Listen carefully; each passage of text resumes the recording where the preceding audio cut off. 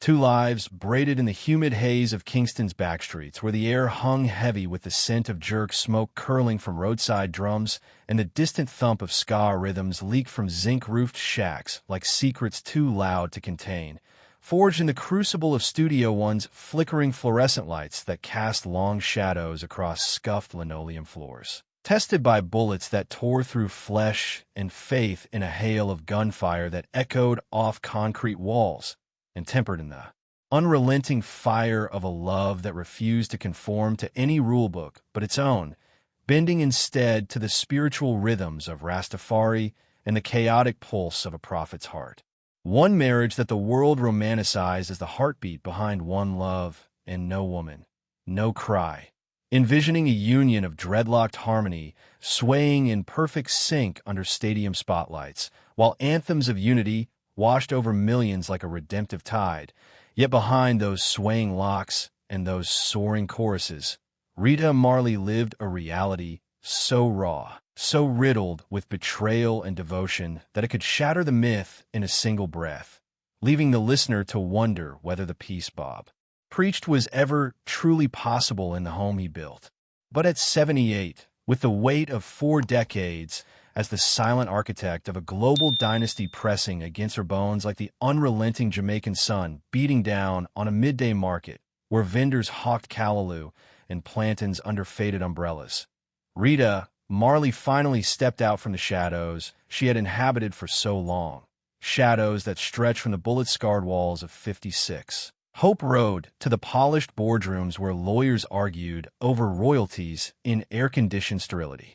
She faced the cameras that flashed like paparazzi lightning, the memoirs that demanded every painful detail, the endless cycle of hero worship and hushed gossip that had painted her as the saintly backdrop to a messiah, and spoke words so unflinching, so stripped of every veil of sanctity that had been draped over her for decades, that they landed like a gunshot in the heart of Trenchtown, reverberating through the narrow alleys where children still played football with rag balls. Asterisk, I had to train myself to see him as a loving brother, not a husband. I cooked breakfast for him and his mistress under the same roof, stirring Ital stew while jealousy burned hotter than the coal stove. I raised his children from other women, changing diapers and soothing nightmares that weren't mine to soothe. And I never left, because God united us in a bond deeper than romance.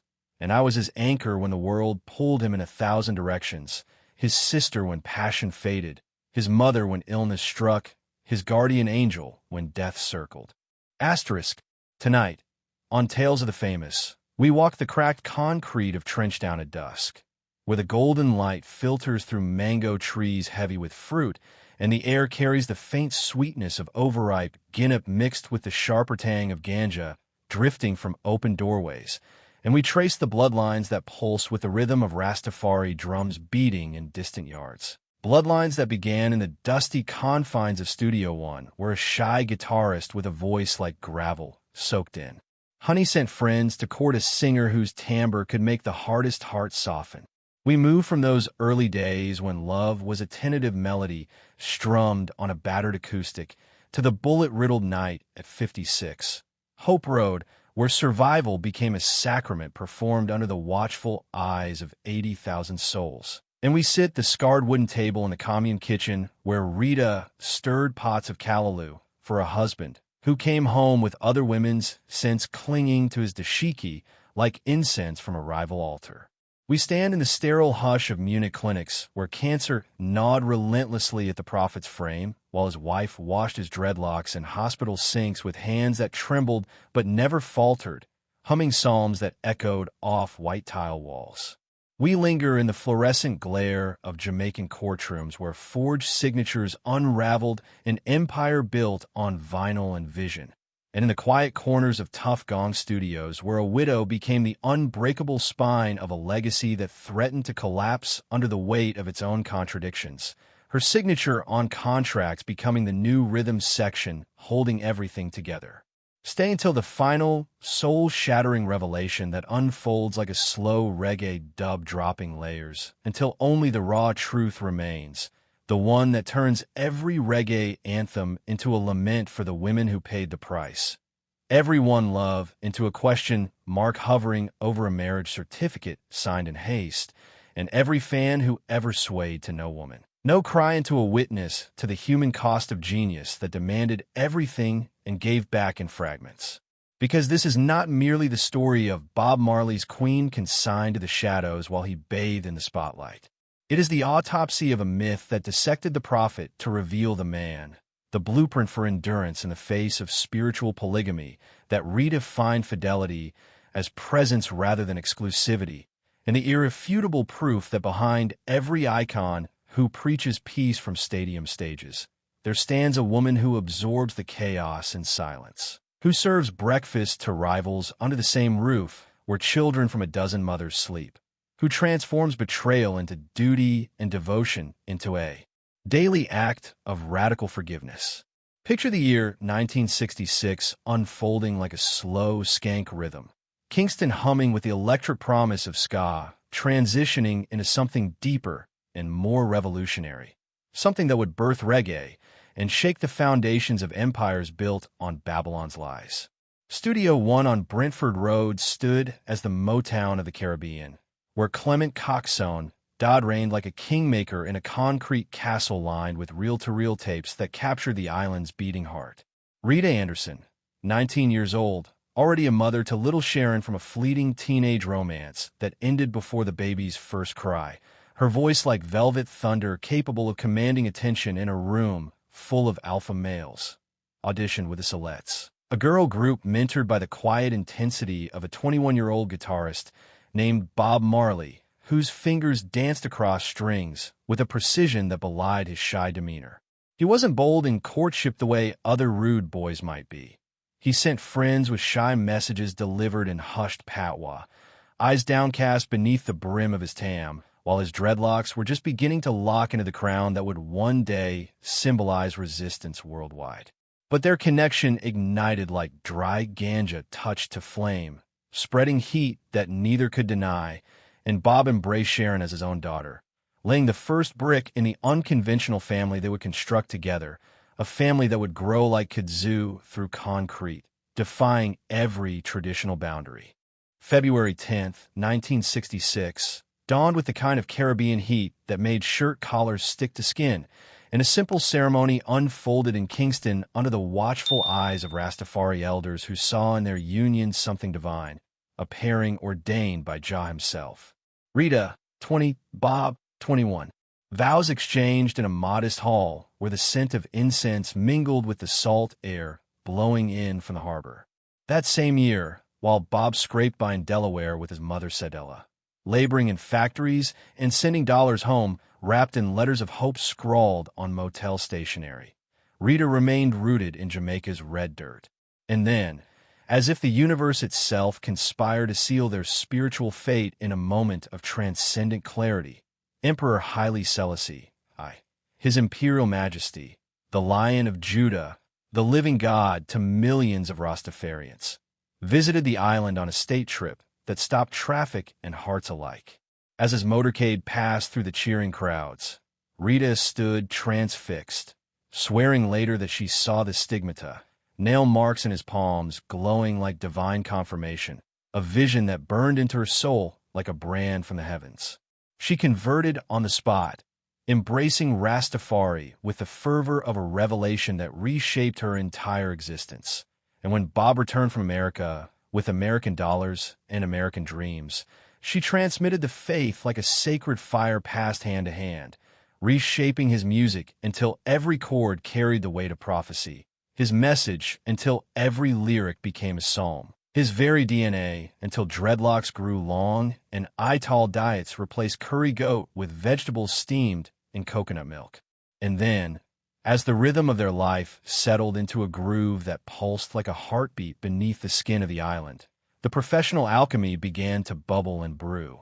Rita joined the I3s, herself alongside Marcia Griffiths and Judy Mowatt, the powerhouse vocal trio that layered soul and harmony over the Wailers' raw rebellion, their voices weaving through tracks like Trenchtown Rock and stirred up until the harmonies became inseparable from the message itself. On stage, they were goddesses in flowing African robes that billowed like flags of resistance. Offstage, Rita was the anchor through poverty's relentless grind where meals were stretched thin and dreams were the only currency that never ran out. Through political crossfire that turned Kingston into a chessboard of violence where every corner held a potential ambush. Their home at 56, Hope Road, evolved into a commune of music and movement. Children running underfoot while guitars leaned against walls like sentries. The air thick with the scent of callaloo simmering on the stove and the sound of harmonies being born in spontaneous late-night sessions. 3 biological children with Bob arrived like new verses in an ongoing song. Setella in 1967, David Ziggy in 1968, Stephen in 1972. But the family expanded like roots pushing through concrete, defying every attempt to contain it. Sharon already adopted, then Rohan in 1972 with Jana Hunt, Karen in 1973 with Janet Bowen, Julian in 1975 with Lucy Pounder, Kaimani in 1976 with Anita Belnavi's the table tennis champion, Damien in 1978 with Cindy Breakspear, the Miss World whose light skin and elite background sent shockwaves through Jamaica's color-conscious society, and finally Makeda John Esta in 1981, born weeks after Bob's death to Yvette Crichton, a child who would grow up in America far from the commune's chaotic embrace. 11 officially recognized, with whispers of more scattered across continents like seeds blown by trade winds. The house at Hope Road pulsing with children's laughter that drowned out the arguments, guitar strums that soothed the jealousies, the constant motion of a family that defied every nuclear model.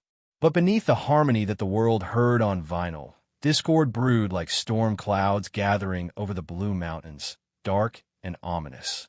Jamaica in 1976 had become a powder keg, political factions turning streets into war zones where the People's National Party and the Jamaica Labour Party battled for control, with CIA whispers fueling the flames and gang warfare funded by ideology that cared nothing for the civilians caught in the crossfire.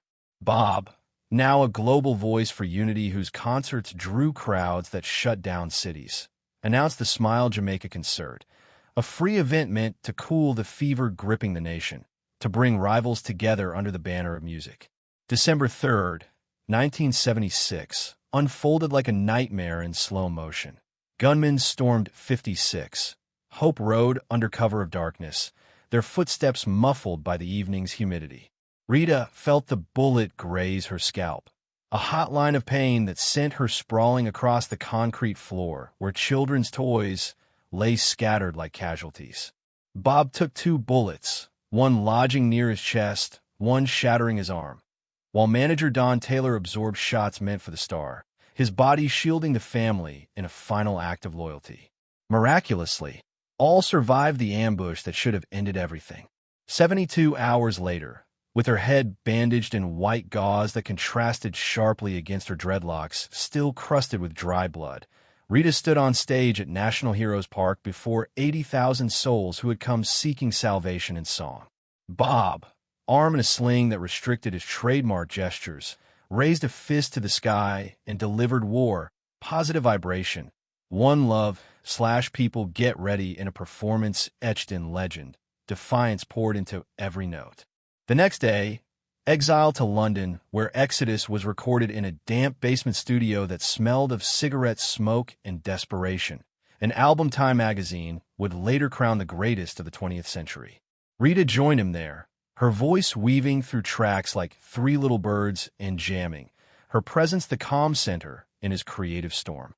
Yet as fame exploded across continents like a wildfire fed by gasoline, the fractures in their marriage widened into chasms that no harmony could bridge. Bob's Rastafari beliefs embraced prolific procreation as a sacred duty, children as divine gifts from Jah, monogamy a Babylonian constraint imposed by colonial minds. "Children are wonderful," he told interviewers with that disarming smile. "You don't need many, just a nice girl who doesn't take contraceptives." Philosophy transformed into action as affairs overlapped like guitar solos in an extended jam session. May 1972 saw Robbie born to Pat Williams in a small clinic on the outskirts of Kingston.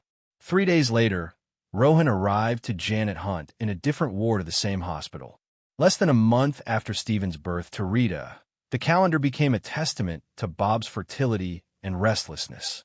Cindy Breakspear, Miss World 1976, light-skinned beauty from Kingston's upscale Norbrook, whose crowning sent shockwaves through a society still grappling with colorism, bore Damien Jr. Gong Marley in 1978.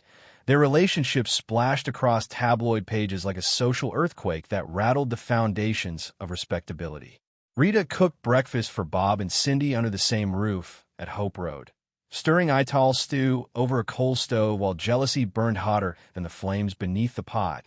The scent of ackee and saltfish mingling with the bitterness she swallowed with every bite. I had to grit my teeth and hold on. She confessed years later to BBC Caribbean, her voice steady, but her eyes distant. I was so in love with this man that leaving wasn't an option, even when other women carried his children and I carried the weight. She raised Julian, Karen, Robbie alongside Cedella, Ziggy, Stephen, refusing intimacy with Bob for fear of unprotected risks that could bring disease or more children she couldn't control. I became his sister when romance died, his mother when illness struck, his guardian angel when death circled like a vulture. She reflected, transforming betrayal into a form of spiritual duty that defied every conventional understanding of marriage. And then, as the reggae revolution conquered stadiums from Madison Square Garden to Tokyo Dome, the shadow fell across their paradise like a solar eclipse. 1977, a routine toe injury during a football match in London led to a biopsy that revealed acral lentiginous melanoma. Rare, aggressive, unforgiving. Doctors urged amputation to halt the spread. Bob refused, citing Rastafari principles of bodily wholeness, choosing instead to cover the toe with a bandage and continue touring. The cancer metastasized silently, spreading to lungs, liver, brain. Rita accompanied him to Germany for controversial treatments at the clinic of Joseph Issels, where experimental therapies promised miracles but delivered only more pain. Then to Miami for chemotherapy that stripped his dreadlocks of their luster and his body of its strength. Paparazzi flashed like lightning outside hospital windows while Rita washed his hair in plastic basins, sang psalms that echoed off sterile walls, prepared meals of steamed fish and bammy while other women visited bearing gifts and tears. Last days in Miami Cedars of Lebanon Hospital. Bob received a ring from Ethiopian royalty, said to contain relics of King Solomon himself, slipping it onto his finger with trembling hands. He wore it until the end. May 11th, 1981. Rita at his bedside as his breathing grew shallow, whispering, "Jesus, take me," before slipping into eternity. She described his death as a fall, the sudden absence of the strength that had anchored her world, the loss of her man, her first love, her prophet, leaving a void that no melody could fill. But grief was only the prelude to a war that would rage across courtrooms and continents. Bob died intestate. No will, no final instructions. Rastafari taboo against acknowledging death finality had prevented him from ever putting pen to paper. Jamaican law kicked in automatically, 10% of the estate outright to the widow, 45% as a life interest, the remainder divided equally among recognized children. The estate in 1981, approximately $30 million in today's terms, built on vinyl sales, concert grosses, and a brand that was just beginning to understand its global reach. 11 recognized children from 7 different women, with Makeda born weeks after Bob's death, and others like Imani Carroll never officially acknowledged. Chaos erupted like a sound clash gone wrong. Rita, desperate to secure control over the empire she had helped build note by note, allegedly forged Bob's signature on critical documents transferring publishing rights and business shares, with the complicity of lawyer David Steinberg, only to see the fraud exposed in a blaze of publicity that stripped her of executorship and placed the entire estate under judicial administration. Family trust shattered like a dropped guitar pick.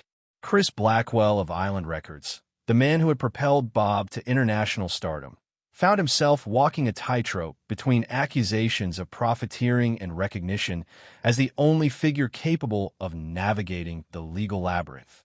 Children, Ziggy in his father's image, Stephen with his quiet intensity, Sadella fierce and protective, Rohan athletic and entrepreneurial, Damien already showing musical genius, and others scattered across households, faced not only the loss of their father, but a family divided by geography, maternity, and resentment.